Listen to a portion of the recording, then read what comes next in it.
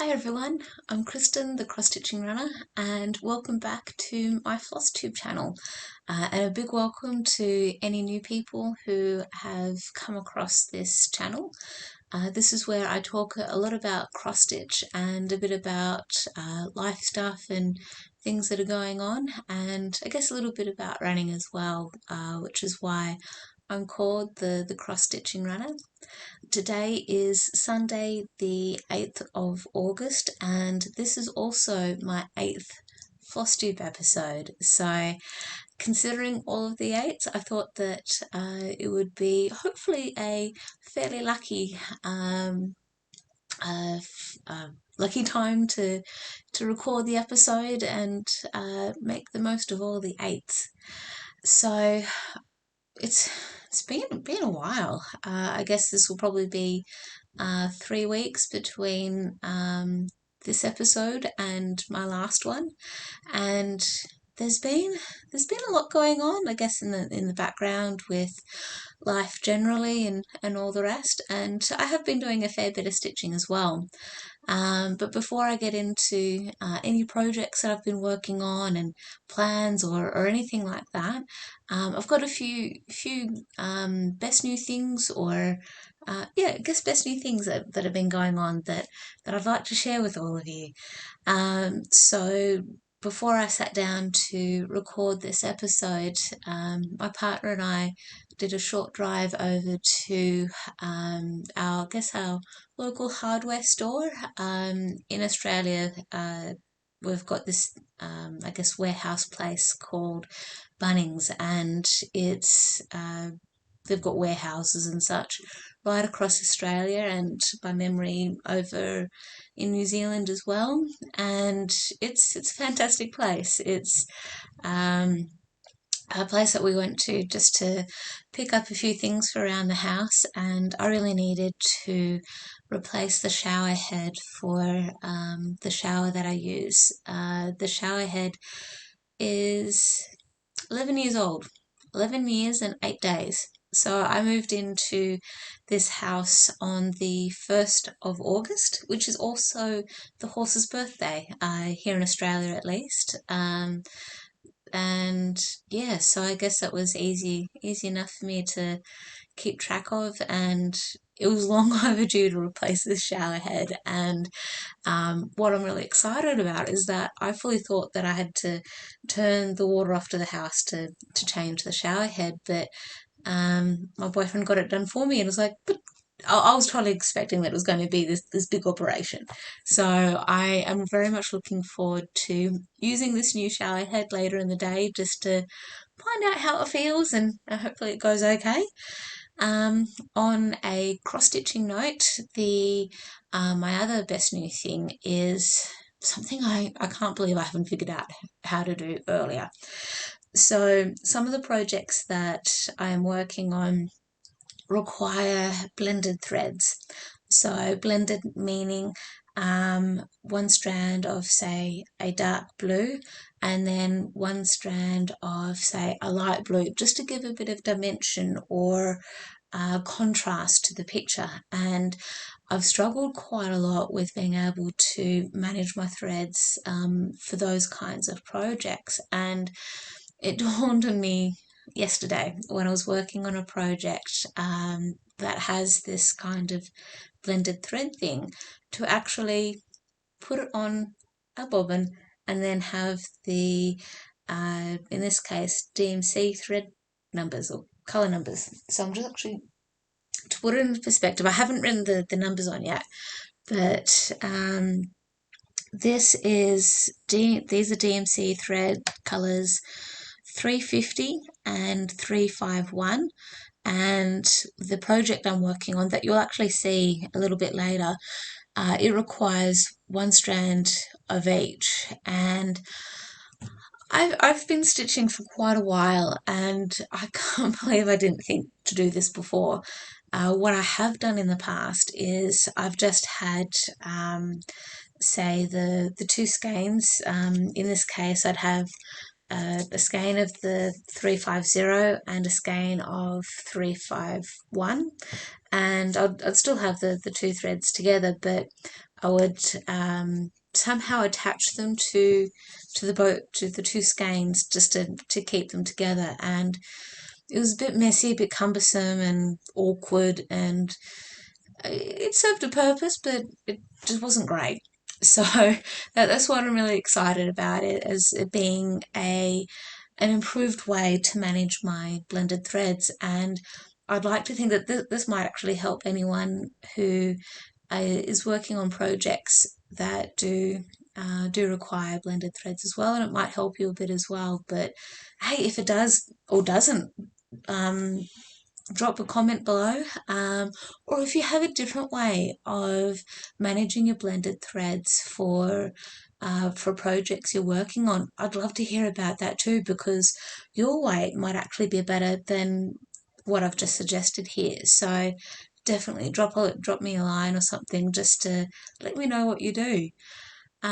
So the other couple of things that have actually caught my attention over, I guess, the last few weeks, or more broadly, the last few months, that's related to being crafty and cross-stitch related things, is two things. One is sampler biscornus. So I've fallen in love with doing biscornus, and one of the things that I've actually noticed as part of me just scrolling through Pinterest, I've noticed that a lot of people who have got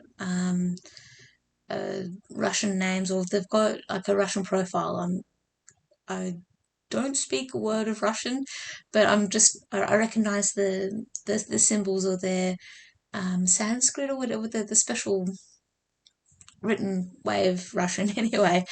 What I'm saying though is, I've noticed that rather than stitching Quakers, as we normally see it on a lot of the American and sometimes Australian floss tubes, you'll stitch all your Quaker symbols in one big piece.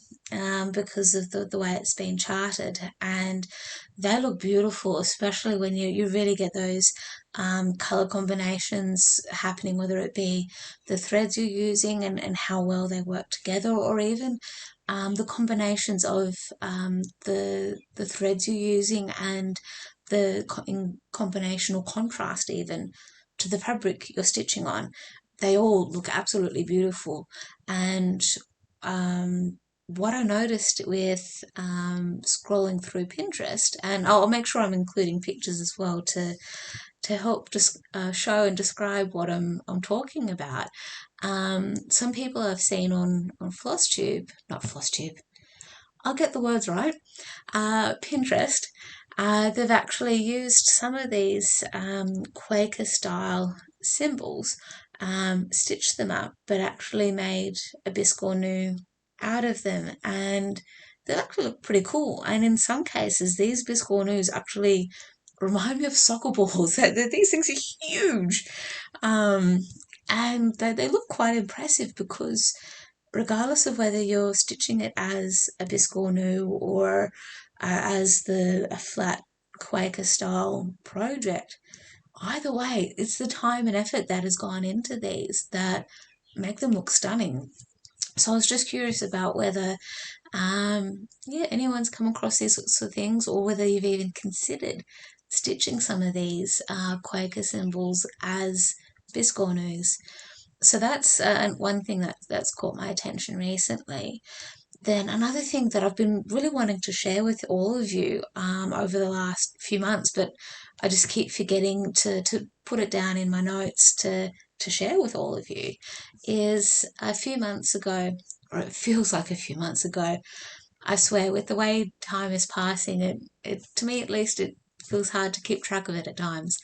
I'm part of a Facebook group to do with running, and uh, in this particular group, someone had posted a picture of themselves where they had been participating in a long distance run, a fun run kind of event.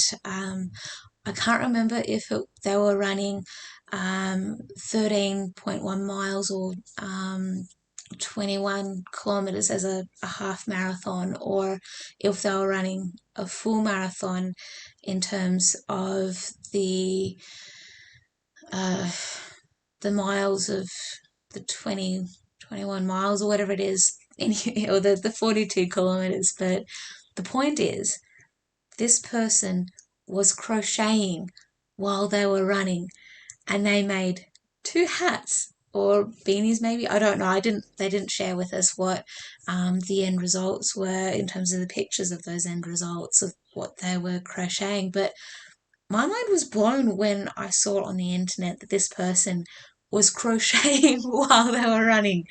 I don't know about the rest of you, but I find running hard enough as it is, and I listen to music as a way of distracting myself from the hardship of running at times. But this person has chosen crocheting instead, and I mean, I've tried to teach myself how to crochet, and I've also watched YouTube clips on how to crochet, and I'm a beginner, so things are going to be slow.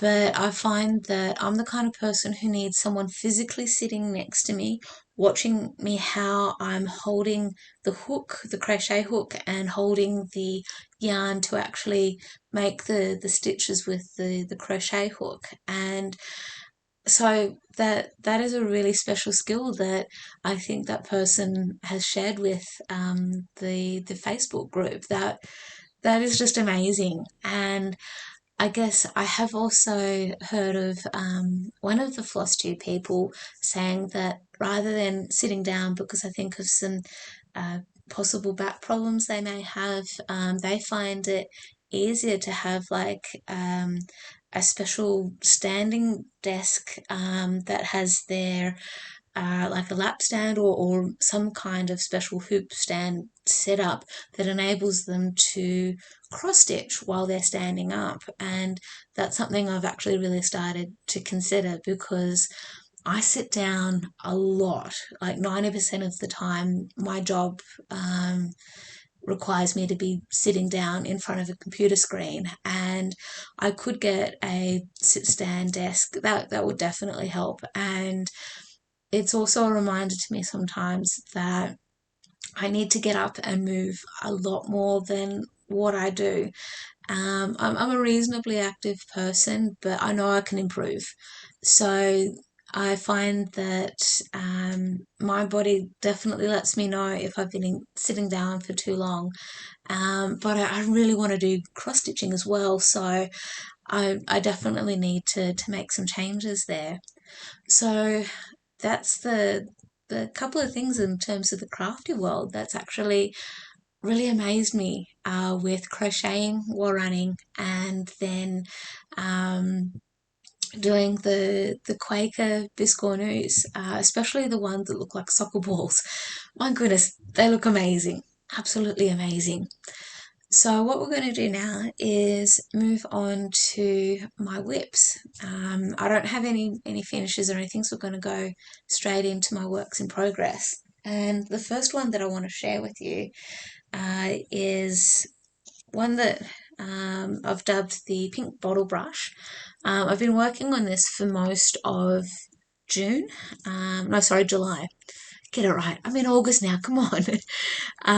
So I actually a few weeks ago now bought some more DMC threads to fill in the gaps, and this thing is turning out so beautifully, and I'm so thankful that I'm stitching this on black fabric. So I'm stitching this on 14 count black Aida, and it's all in DMC threads, and I'm using Pattern Keeper to be able to stitch this. And if no one here has ever used Pattern Keeper before, or you're considering it, do it please, especially if you're going to be using or stitching a project, especially one like this that is super confetti heavy, or you're going to be stitching a full coverage project, because this particular project is super confetti heavy, and it's slow going. It is going to take me a while to finish it,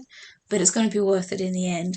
And Pattern Keeper, for me, has been a game changer, an absolute game changer. I know I do remember what it was like just being completely paper based with my patterns, and I got there. Things happened. It was just slow going, especially with the full coverage projects. And I am so thankful that Pattern Keeper has come into my life and that I've heard other people talk about it as well. So this is one that I'm working on. I'm taking a break from it. So I'm not quite sure how big this project's going to be. This is just on a scrap bit of 14 count black Ada that I've had in my stash for a long time now. I'm just loving how this is going, and yeah, it'll be good. It'll be all right. So the next project I have to share with you has been a long time work in progress, and it is actually one of the projects that has been called up in August's Whip Go. So the numbers that got called for August were numbers 7 and 8. I can't remember at the moment which number is connected to which project, but that doesn't matter. So this project is called 4 Seasons Kittens.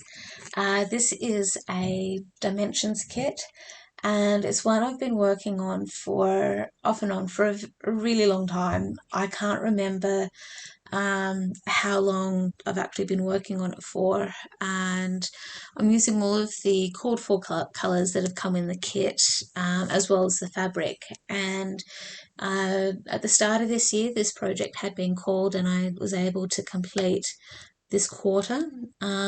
So I have, I guess, this quarter left to go, which will be the season of summer. And I guess part of why I'm sort of feeling a bit flat about this project is, I guess, that this Dimensions kit is one of those projects that has blended colours in it. And it's a gorgeous project, and I know why I've chosen it. But yeah, it's got blended threads. It's got a combination of half stitch, full cross, back stitch, and also, whether it be the full cross, half stitch, or anything in between, it varies in terms of how many threads you need. So for some half stitches, you'll need maybe just one strand. For other half stitches, you might need 2 or 3, and it actually gives that contrast. I know it's not quite picking up very well in the camera here, but it's going to look really nice when it's done. I'm just struggling with the motivation to stitch it right now, and because I'm so close to getting it done, I'm trying to convince myself that I really should work on it, because I put it on the Whip Go board for a reason, right? So yeah, it's just, yeah, it's a struggle. So this is on, I think it's 16 or 18 count Ada. I'm just sort of looking at it a bit more closely, and I think yeah, it looks like it could be 18 count. So that's that. And the next project is the other one that's been called for the month of August, and I am getting really close to finishing this. Like, I've been going great guns. So I've nicknamed this project Ryan's Been a Good Boy. I'll show you what it's going to look like finished first. Okay. Okay, so this one is called Santa's Coming. It's been designed by Durene Jones, and it's in the, I guess, magazine book thing called the Ultimate CrossStitch Christmas, and it is volume 19 for the year 2018. And I've actually stitched quite a few projects out of this, so I'll show you the one on the back. It'll be a small picture. Okay, so this one that's, I guess, where my fingers are pointing, if I can get this right. So it's a gingerbread train, and oh my goodness, that really triggered me a bit to actually want to eat lollies while I was working on that project. And actually, I do have the finished one just behind me.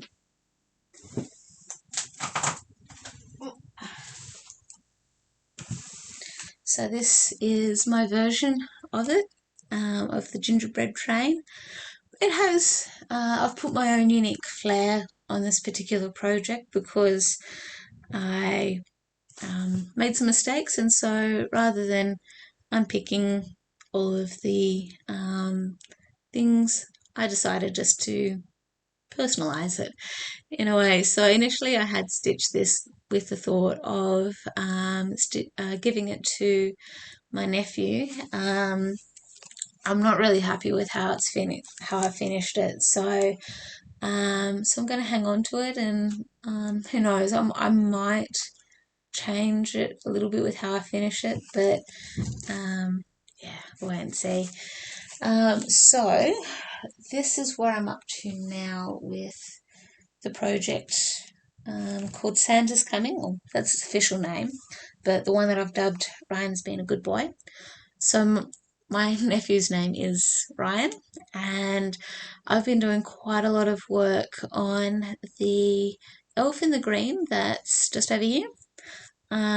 So I'd spent several hours on this yesterday afternoon to get it looking like this, and this particular project actually fits a little bit into my plans, which I'll talk about really soon. But this one, I think it's meant to be finished as like some kind of sign that you can hang off, say, your bedroom door or something like that, maybe. So I'm hoping I'm going to be able to finish this one a lot better than the gingerbread train, and give it to my nephew. Cover sheet's just falling off, so that I can give to my nephew potentially as a birthday present, or maybe Christmas. But I figure hopefully I can do it as a birthday present, because that way he can then use it in the lead up to Christmas, because his birthday is in October, so it could actually work out quite well. And I mentioned that this particular project is actually part of some plans that I have. So this is actually, it fits a little bit in with, I guess, a bit of the best new thing, and things that I'm just really excited about. I haven't received it yet. I know that it is in the mail. I have bought myself a belated birthday present. The Black Needle Society are doing a series of boxes based on the TV series Gilmore Girls, and if you haven't already, go and check out the Steel City Stitches. I believe that they have done an unboxing of this particular box that I'm waiting on being delivered to me in Australia.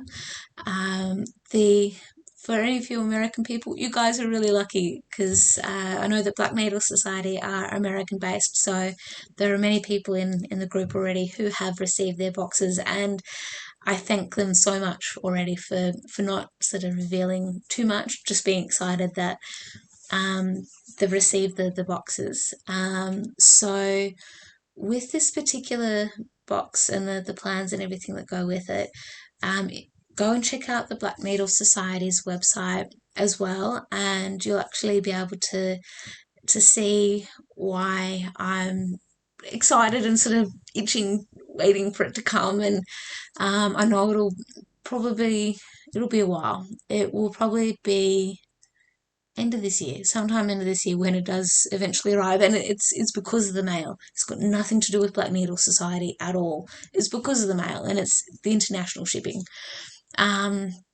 So what I'm getting at here is with the this Gilmore Girls box. It's called Autumn in Stars Hollow, which is the fictional township that the TV series is based in. And with with the ladies from the Black Needle Society who are organising this online stitching retreat. We've got a series of prompts that are going to help us with some of our stitching that are based upon, I guess, the autumn episodes of the Gilmore Girls. And the fantastic thing is that I do already have quite a lot of projects that are going to fit with these prompts, and it'll be really awesome if the box does arrive before the stitching retreat, which is actually going to be starting on the 12th of August. And it's something where I know this box is not going to arrive before then. And so that said, I don't care if it doesn't. I'm still really excited about participating as much as I can in this digital retreat, because it's I guess doing some stitching stuff with people who are fans of the Gilmore Girls. And I don't have too many people who I'm close with who I can comfortably talk about it with, especially in conjunction with CrossStitch. So that's why I'm just really excited about it. The challenge is that I work full time, and Australia, or the side of Australia I'm living on, we're about 10 hours ahead of American Central Time, which means that when it's 9 a.m. American Central Time, it's about midnight, maybe 1 in the morning here in Australia. And when the stitching retreat starts, that will be sort of roughly midnight or 1 in the morning for a Friday morning. And I think the 12th of Thursday. So it's going to be fun. It's going to be interesting. I know I'm not going to be able to make all of the prompts or anything like that, but it'll be all right. So that leads me to just need to pick up the cover sheet.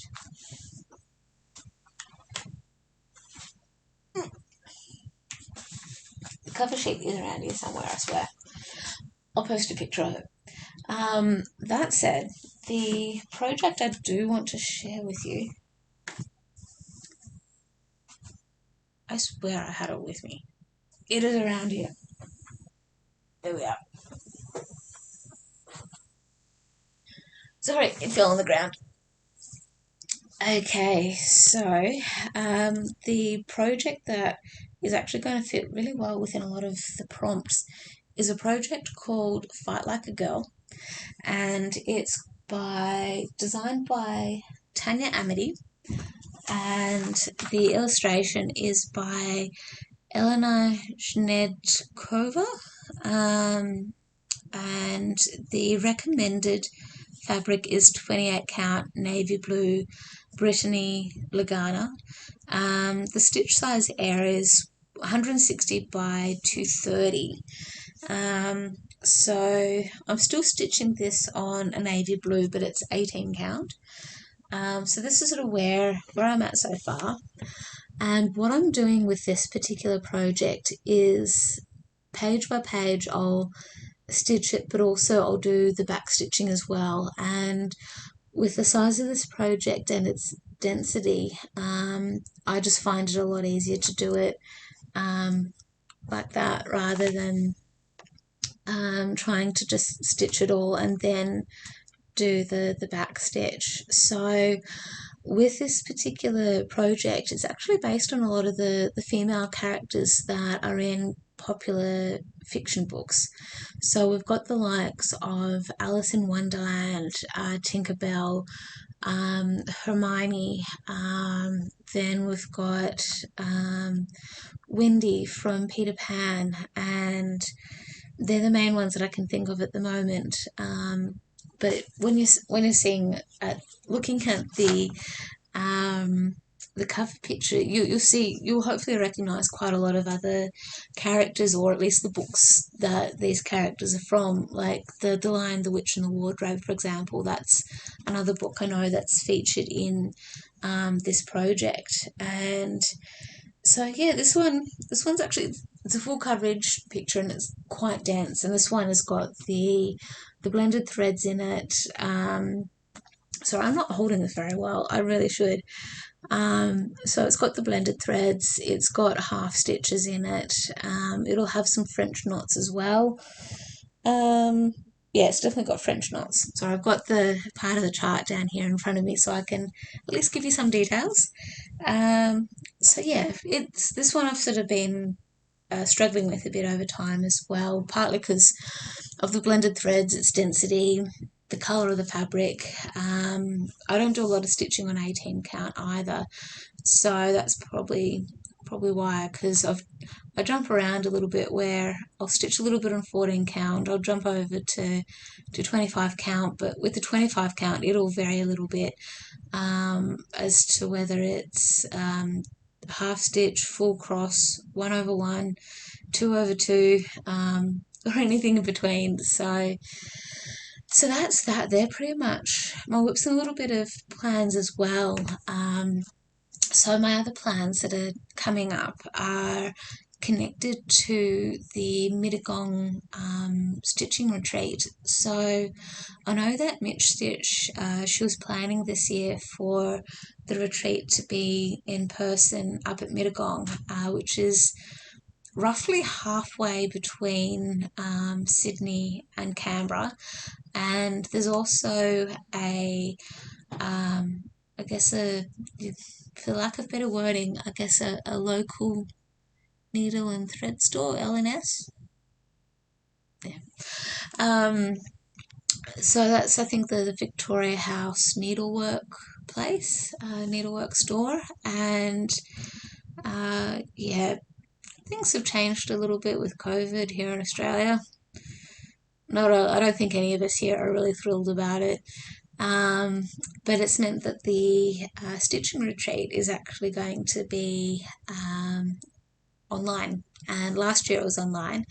And yeah, I'm actually hoping that I can participate this time online as well. And this time will hopefully not be as awkward. Where I had a not severe case, but very much a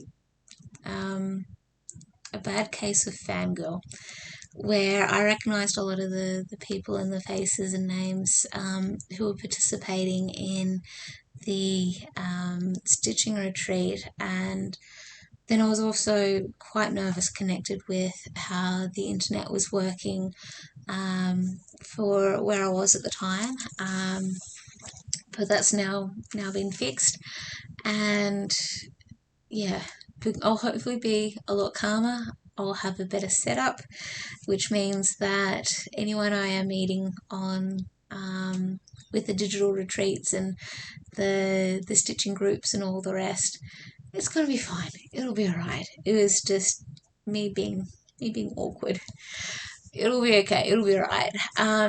So that's pretty much it for me this week, and I'm hoping it will be a little bit less than 3 weeks since when we next catch up, and I'll hopefully have a lot more stitching progress for you, and I would love to think that my Black Needle Society box arrives in the mail by the time I next see you all.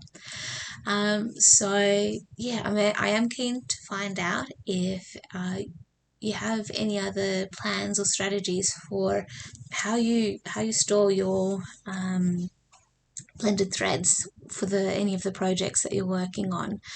To me, this is a game changer. This helps a lot, and yeah, we go, lights back again. So yeah, hopefully that can go well, and until next time, I hope you all stay safe and get a lot of stitching done. Thank you, and bye.